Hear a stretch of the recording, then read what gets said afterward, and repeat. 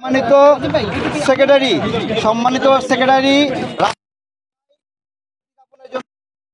রাশেদ খান ভাই আমাদের কোটা আন্দোলনের উদ্যোক্তাদের একজন এবং 24-এ যে গণঅভ্যুত্থান হয়েছে 18-তে রাশেদ খান, নুরুল হক নূর, আমরা দিন মোহাম্মদ, ফারুক হাসান, হাসানুল মামুন দায়িত্ব না নিলে, আমরা যদি দায়িত্ব না নিতাম তাহলে এই 24-এর জন্ম হইতো না।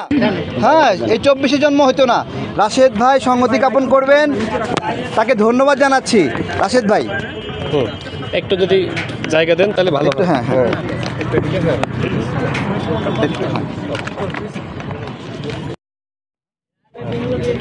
ওকে, রেডি সবাই? হ্যাঁ। আসসালামু আলাইকুম।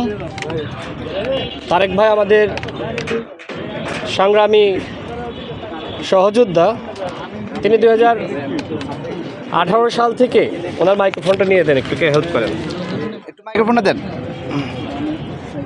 একটু পাস করেন না একটু। এটা আমার হাতে দেন, আমার হাতে দেন। আপনি ধরেন। আচ্ছা, ওকে ওকে ওকে ওকে। হ্যাঁ হ্যাঁ রাশেদ ভাই রেডি হয়নি, ওনারা রেডি ভাই, ওনারা বাকি আছে, একটু রেডি হোক একবারে বলি, কারণ বারবার বলতে পারবো না।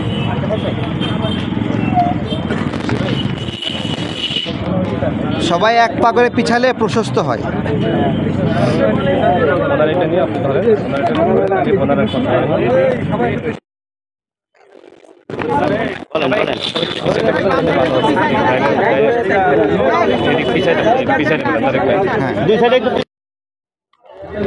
এভাবে দিয়ে না, পড়ে যাবে পড়ে যাবে পড়ে যাবে। ধরছেন, আমি ধরছি।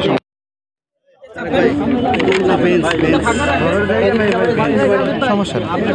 হ্যাঁ বল, একটু ধরে দেন তো। আচ্ছা, আমি শুরু করবো। আচ্ছা, জোরেই বলবো। আম জনতা দলের সদস্য সচিব তারেক রহমান আমাদের রাজপথের সহযোদ্ধা। 2018 সালের যে কোটা সংস্কার আন্দোলন, সেই কোটা সংস্কার আন্দোলনে সামনে থেকে আমরা নেতৃত্ব দিলেও এই আন্দোলনের অন্যতম সংগঠক ছিলেন তারেক রহমান। আমরা দীর্ঘ সময় একসাথে লড়াই করেছি, রাজনীতি করেছি। তিনি একটি দল গঠন করেছেন, দলের নাম আম জনতার দল। জনগণের অধিকার আদায়ে তারেক রহমান কিভাবে রাজপথে ছিলেন সেটি আপনারা সাংবাদিক ভাইরা জানেন। এমনকি বাংলাদেশে সাহস করে যে ব্যক্তিটি ভারতীয় আধিপত্যবাদের বিরুদ্ধে, ভারতীয় পণ্য বর্জন থেকে শুরু করে বিভিন্ন আন্দোলন করেছেন, এমনকি বলা যায় একাই লড়াই চালিয়ে গেছেন, সেই ব্যক্তিটির নাম তারেক রহমান। আমরা দেখেছি অতীতে বিভিন্ন দল নিবন্ধন দলকে নিবন্ধন দেওয়া হয়েছে। আমরা প্রধান নির্বাচন কমিশনারের কাছে অনুরোধ জানিয়ে আপনারা যাচাই বাছাই করেন যে সকল দল অতীতে নিবন্ধন পেয়েছে কিন্তু তাদের সাংগঠনিক কার্যক্রম নাই, কমিটি নাই, অফিস নাই, তাদের নিবন্ধন বাতিল করতে হবে। বিশেষ করে 24-এর ডামি নির্বাচনের আগে যে সকল দলকে বিএনএম, সুপ্রিম পার্টি সহ যে সকল ভুইফোর পার্টিকে ডিজিএফের মাধ্যমে নিবন্ধন দেওয়া হয়েছিল, আমরা প্রধান নির্বাচন কমিশনারকে এর আগে স্মারকলিপি দিয়ে অনুরোধ জানিয়েছিলাম এই দলগুলোর নিবন্ধন বাতিল করতে হবে। দুঃখজনকভাবে এখনো পর্যন্ত এই দলগুলোর নিবন্ধন বাতিল করা হয়নি। আমরা দেখলাম কয়েকদিন আগে 3টি দলকে নিবন্ধন দেওয়া হয়েছে। এনসিপি নিবন্ধন পেয়েছে, আমরা তাদেরকে শুভকামনা জানাই। কিন্তু আরও যে 2টি দল নিবন্ধন পেয়েছে, সেই দল দুটির সাংগঠনিক কার্যক্রম সম্পর্কে আমাদের সন্দেহ এবং সংশয় আছে। আমরা দেখেছি আম জনগণ পার্টি, যেটা আম জনতার ডেস্টিনি নামের সাথে অনেকটা মিল রেখে আপনার এই নাম দেওয়া হয়েছে। আপনারা জানেন কিভাবে সেই ডেস্টিনির গ্রাহকদের টাকা লুটপাট করেছিল। সেই ব্যক্তিরা এখন দল গঠন করেছে, যাদের আমরা কখনোই 24-এর গণঅভ্যুত্থানের আগে বাংলাদেশ পরিচালনা করতে দেখি নাই।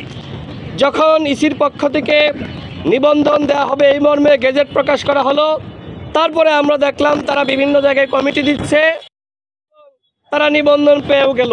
কিভাবে, কোন ক্রাইটেরিয়ায় এইভাবে এই দলগুলোকে নিবন্ধন দেওয়া হয়েছে?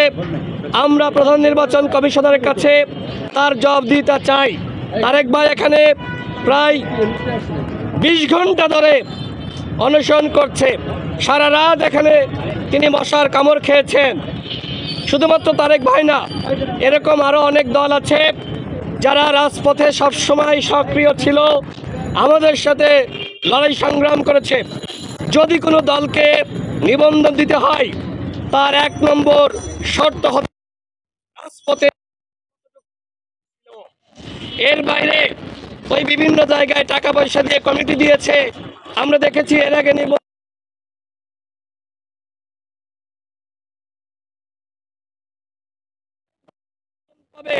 আর তারেক রহমান নিবন্ধন, আমজনতার দল নিবন্ধন পাবে না, সেটি আমরা মানব না। আজকে আমি আমার ব্যক্তিগত আবেগের জায়গা থেকে তারেক রহমানের সংগ্রামের প্রতি শ্রদ্ধা দেখানোর জন্য এখানে সংহতি জানাতে এসেছি।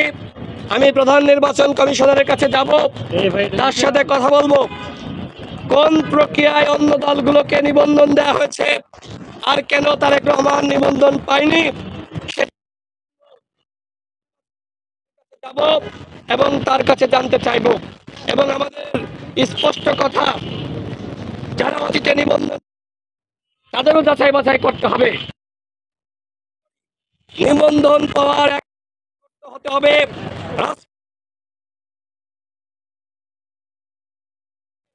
তাদেরকে নিবন্ধন দেওয়ার ক্ষেত্রে অবশ্যই গুরুত্ব। আমি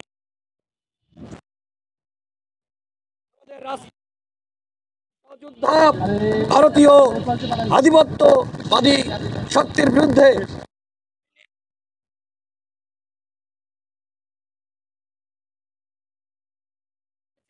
বলা যায় যে কোটা সংস্কার আন্দোলন সৃষ্টি করেছেন। আমাদেরকে আপনারা দেখেছেন সামনে থেকে নেতৃত্ব দিয়েছি, কিন্তু এই আন্দোলনের উদ্যোক্তা ছিলেন তারেক রহমান। এমনকি আমরা দেখেছি এই 24-এর গণঅভ্যুত্থানে তিনি আটক হয়েছিলেন। আমরা দেখেছি বিজিবির গাড়ি তিনি কিভাবে আটকে দিয়েছিলেন, গাড়ির সামনে এইভাবে দাঁড়িয়েছিলেন, এবং সেই ছবি ভিডিও সারা দেশের মানুষকে জাগ্রত করেছিল। তিনি লাঠি হাতে এদেশের মানুষকে রাজপথে নেমে আসার আহ্বান জানিয়েছিলেন।